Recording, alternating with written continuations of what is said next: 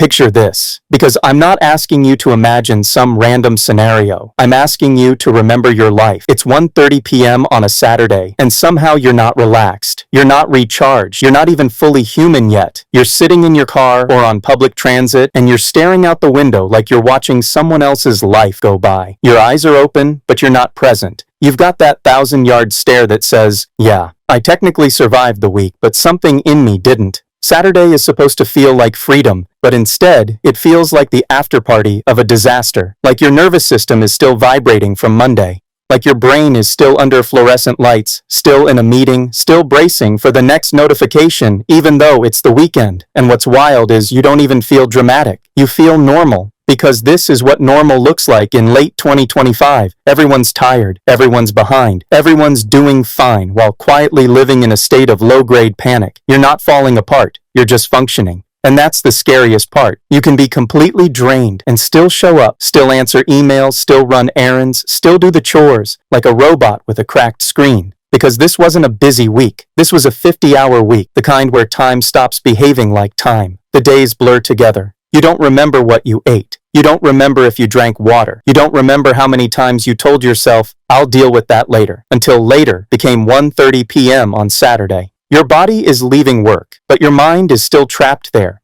still answering imaginary emails, still replaying conversations, still bracing for the next quick call that turns into an hour. You open your phone and there's nothing urgent, but your heart still does that little panic flutter because your brain has been trained to treat every buzz like an emergency. And as you're sitting there, you realize something uncomfortable. Work didn't just take your time this week. It took your ability to feel peace. It took your ability to be bored. It took your ability to enjoy silence. Like, when was the last time you were just sitting, not doom scrolling, not watching something, not distracting yourself, just sitting?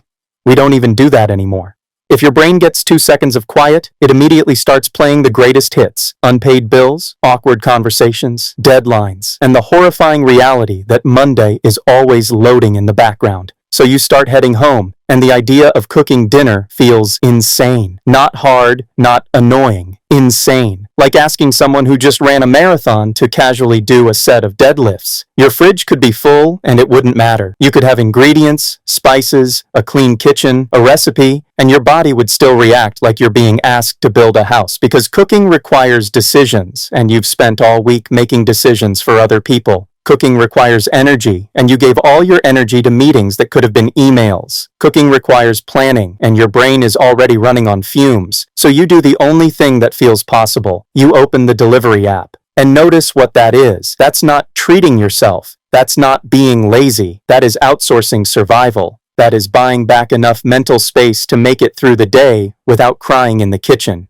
You scroll Thai, pizza, burgers, anything that comes with a glossy photo that looks like comfort, anything that promises dopamine without effort. And the app is designed like a casino, bright colors, little deals, recommended for you. It knows you. It knows you're tired. It knows you're weak right now. It knows you want relief, not food. It's not selling you dinner. It's selling you a moment where life feels manageable. You pick something, you hit order, and then the fees start crawling onto your screen like spiders. Delivery fee, service fee, small order fee, busy time fee, support local fee, and my personal favorite, the invisible one, the we noticed you're exhausted and you'll pay anything to not cook fee. You watch the total climb and you do that thing where you squint, like maybe your eyes are wrong. You refresh the page like the number might apologize, and when it hits $55, you feel that little sting in your chest. Not because $55 is going to bankrupt you, but because deep down, you know this isn't food anymore. This is a transaction for sanity. This is you paying money to temporarily escape the consequences of being overworked. You're not buying pad thai. You're buying a break from thinking. You're buying permission to collapse. You're buying one less thing you have to do. Then the food arrives, lukewarm, slightly smashed, smelling like it's been riding around in someone's car, absorbing the scent of their air freshener. And you still feel grateful because it showed up, because it means you don't have to do anything else today. You take it to the couch like it's medicine. You crack open a beer or pour a sad glass of whiskey that tastes like, I deserve better. You turn on a show you don't even like because you're not trying to be entertained. You're trying to be numb. You're trying to shut your brain off the way you shut a laptop lid. And you tell yourself the sentence that keeps this entire system alive. I earned this. I worked hard all week. And you did. That's the worst part. You're not lying. You did work hard. You're not lazy.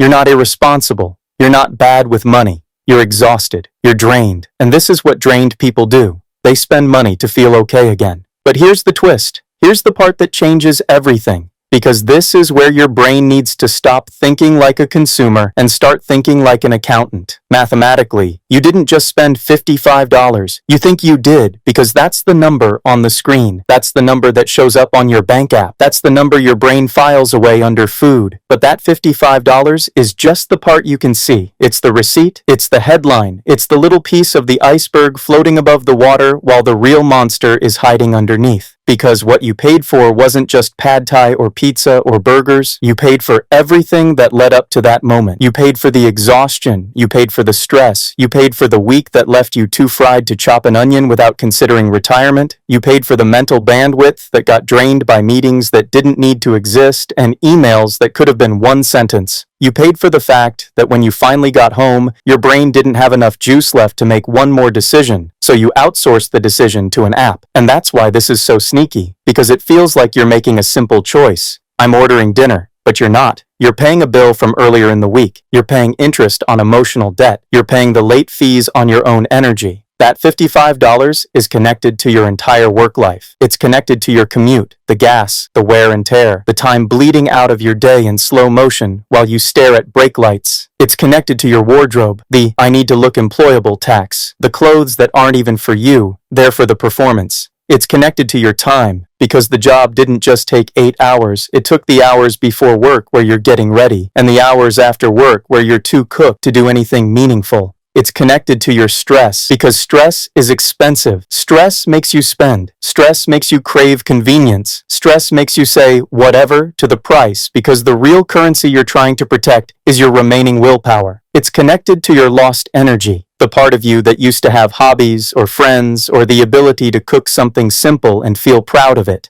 That version of you didn't die. It's just stuck under a pile of obligations and inboxes. And on nights like this, you're not buying food. You're buying a tiny slice of relief. You're buying permission to collapse. You're buying a moment where you don't have to be on anymore. And once you see that, you realize something kind of terrifying. That delivery order isn't a random purchase. It's a symptom. It's the final link in a chain. It's the end result of an equation that has been quietly running your life for years. An equation where your job doesn't just get your labor, it gets your money back too. Because it drains you, then sells you the cure. It exhausts you, then profits from your convenience. It takes your energy, and then you pay to replace it. So, no, you didn't just spend $55. You spent $55 plus the invisible costs that made $55 feel like the only option. And that's the moment the whole story changes. Because now you're not just looking at your spending. You're looking at the system that created it. And this is where your brain needs to wake up. Because the system depends on you never asking the next question. The system depends on you saying, it's only $55, and moving on.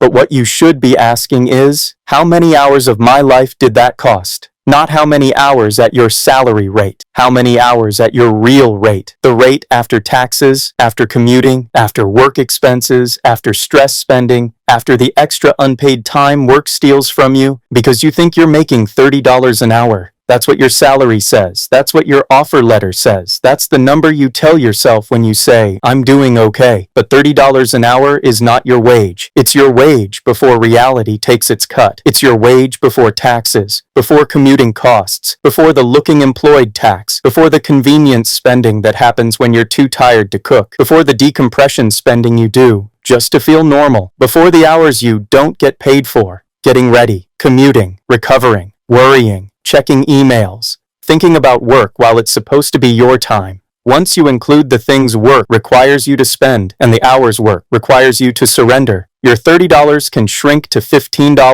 $12, sometimes less. And again, I'm not saying you're literally making minimum wage. I'm saying your real purchasing power per hour of your life is way lower than the salary makes it feel. My name is Nate, and I spend way too much time obsessing over the invisible equations that govern our lives, the ones that keep normal people exhausted, broke, and confused about where their money went. If you've ever looked at your paycheck and thought, I make decent money, why does it feel like I'm barely moving forward? You're not crazy. You're not failing. You're just measuring the wrong number. Because today we're not talking about investing. We're not talking about side hustles. We're not talking about budget apps that shame you for buying coffee, like coffee is the reason rent is insane. We're talking about the biggest lie in personal finance. The lie that your salary is your salary. Here's the lie. Maybe the biggest lie we all casually agree to without ever reading the fine print. We're taught that our value is defined by our annual salary. That's the scoreboard. That's the number you're supposed to chase. That's the number your parents ask about, your friends compare, and recruiters dangle in front of you like a treat. It's the number that determines whether people say, nice, or do that polite little head tilt that means, oof, keep grinding. So you make $65,000 a year and people nod like you made it, like you're safe, like you're stable, like you should be okay, like you should be able to breathe.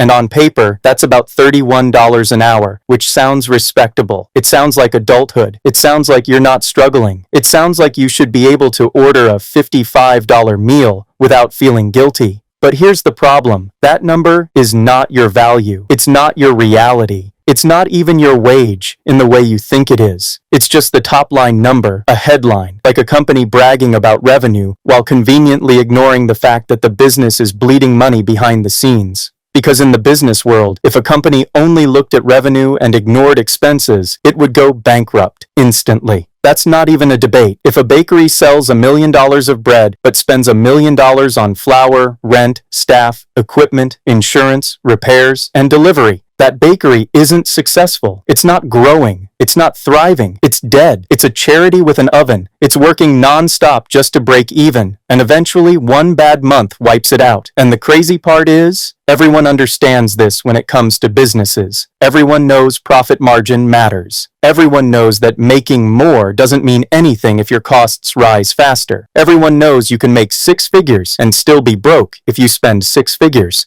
We get it intellectually, we just don't apply it to ourselves. Because when it comes to our labor, we do something unbelievably irrational. We only look at revenue, your salary, and we ignore the expenses. We look at the number on the offer letter and treat it like truth. We tell ourselves, I'm making $65,000, as if the universe teleports $65,000 into our lives with no strings attached. But work always has strings. Work always has costs. Work always has a processing fee. And here's the part that hits different once you see it. The product being sold isn't bread. It's you. You are the bakery. You are the factory. You are the machine. You are the thing being monetized. Your time, your energy, your attention, your mood, your patience, your creativity, your health, your relationships, your nervous system, your ability to wake up and feel like a person. That's what you're trading. And just like any business has operating expenses, you have operating expenses too. But yours are hidden in plain sight. Commuting, work clothes, coffee because you're tired, lunch because you're rushed, convenience spending because you have no time,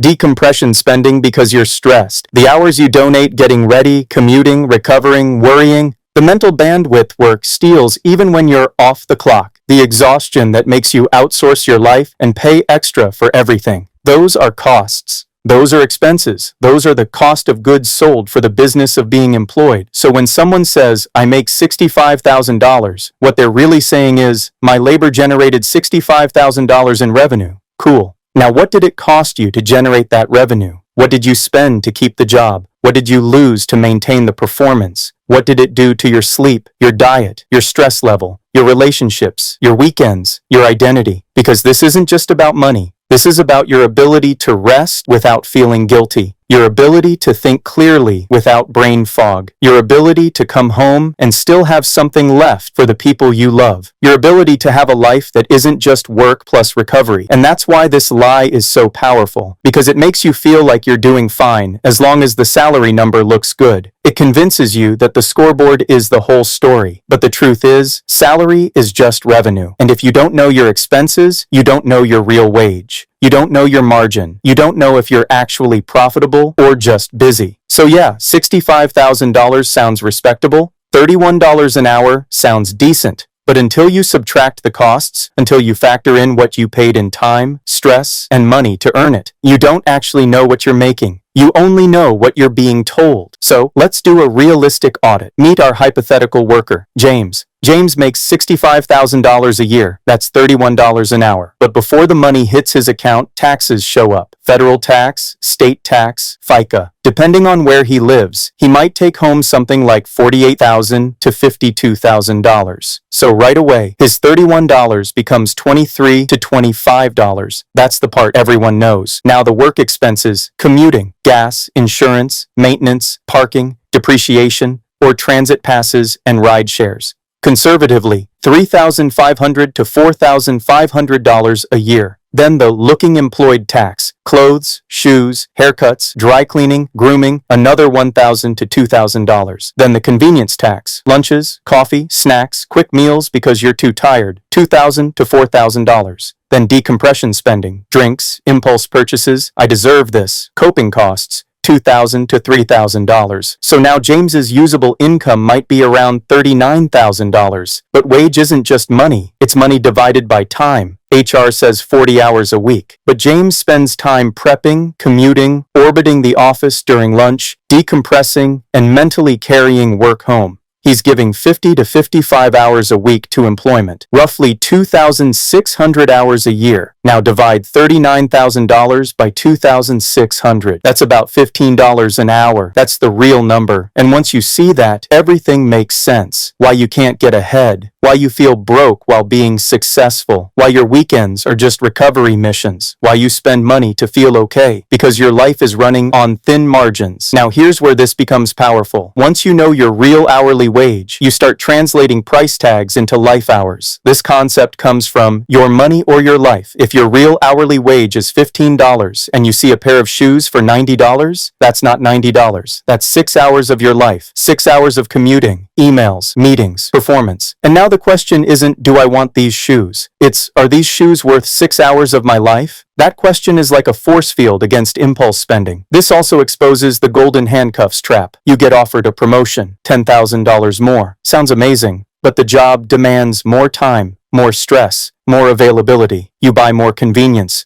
You spend more on coping. You outsource more of your life. And you might find your real hourly wage stays flat or goes down. You make more, but you keep less, and you lose more time. Then there's opportunity cost. That $5 daily coffee because you're too tired to brew it at home is $1,825 a year. Invested at 7% for 30 years, that becomes roughly $170,000. So you're not just buying coffee, you're buying relief today with a chunk of freedom tomorrow. And the system loves this. It loves you tired, because tired people don't calculate. Tired people don't negotiate. Tired people don't optimize. Tired people spend money to survive. And then they need the job even more. It's a perfect loop. So what's the solution? It's not quitting tomorrow and living in the woods. It's optimizing your real hourly wage, your margin. Every work cost you reduce is a raise. Work from home 2 days a week? Raise. Meal prep on Sunday? Raise. Move closer when you can? Raise. Build a simple wardrobe and stop trying to impress people you barely like? Raise. Reduce stress spending by building recovery habits that don't cost money? That's your life coming back. And the biggest shift is psychological. Treat your labor like a business. A smart business doesn't just chase revenue,